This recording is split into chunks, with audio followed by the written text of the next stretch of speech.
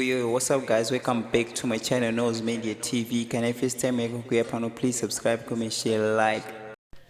What happened? Put this one. The mic. Ndakatanga basa machaina Workington na Douglas Road. Kopi? 2021. Kopi? Ndakatangira Coca-Cola, ndaishanda maplastic. Nombozo Coca-Cola una Seke Road. Saka ndaiti ndikabata omari. Apana chena mbowana chenda itinga nacho. Kana chanda ibudise papapo. But that time ndandiri mfana. Saka ndakatanga ndakaenda kune imwe cheche ndakaenda ndigunutaura ngune zita. Ndikabhadhariswa mawanunu ndabhadhara 150 ndikazobhadhara $10 ema oils. Listen manangu. A man of God who is called by God cannot make you pay. All right. Ndabva papa zvinofamba ndichifollow abhadhara mari azvina kudi. Ndichifollow pa Facebook ndakazowana vamwe handigoni kutaura nemazita because vanhu vacho munovaziva vazhinji vacho. Ndakazowana vamwe mutauni futi.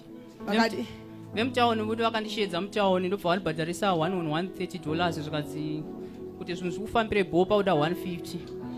Vanditi pakuda 150 ndakanga ndatenga waive November 2022 ndatenga foni yangu Itel P38. Ndobva ndati handisina mari pandakupai mari. Zvikanzi unokwanisa kubhadhara kana negrocery kana kuti nefoni togamuchira. Zvikanzi ndombokupa 30 minutes dzotsvaga mari mutauni. Ini mutauni hapana chandaiziva because ini ndobva kumusha kuRungwe kumagunji. Saka ndakangosvigarawo pagedhi paipa svika 30 minutes dzakwana 30 minutes dziya. Ndobva ndadzokera ndobva vatora foni iya ndakatosara ndisina foni malaini ari muhomwe pawo. Ndobva ndavapa foni vangonipa maoils futi hapana chakachinja. Ndobva ndatanga kuvaudza kuti hapana chachinja zvikanzi chimbomira 3 months. Ndobva ndamira 3 months dziya ndobva ndavaudza kuti hapana chachinja zvikanzi uya ne$20 nzoka ne$20.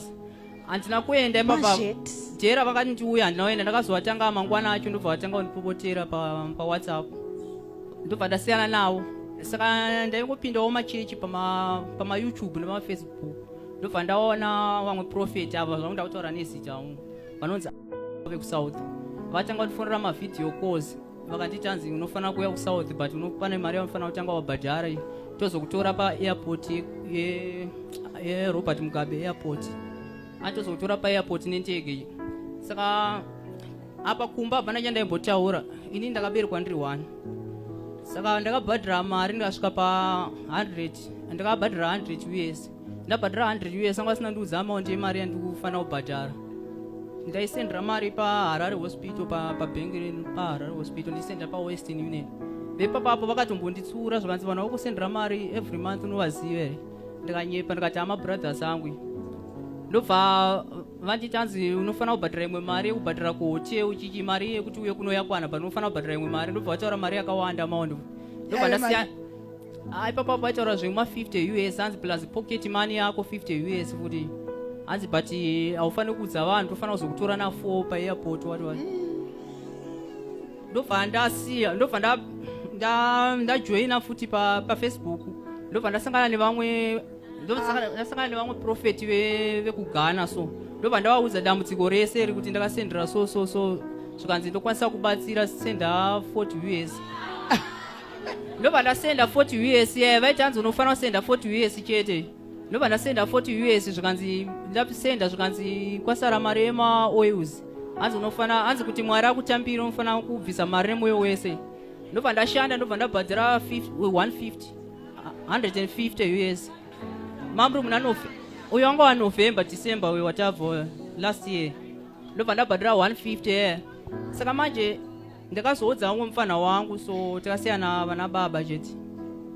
Ndakazoudza umwe mufana wangu kuti ndozvikuitika so ndobva anditsura zvikanzi siyana nawo unojoiniswa Satanism. Plus vanhu vekumukuru kwandaisendera mari kumbare muna ukeme. Pane vamwe vanga vakutondiziva nenhau yekusenda mari yo. Vaimbonditsura ndichitovapisa ndichiti handovaziva vanhu. Ndobva ndasenda $150 takwenda December. Zvikanzi unofanira kusenda imwe $150 futi.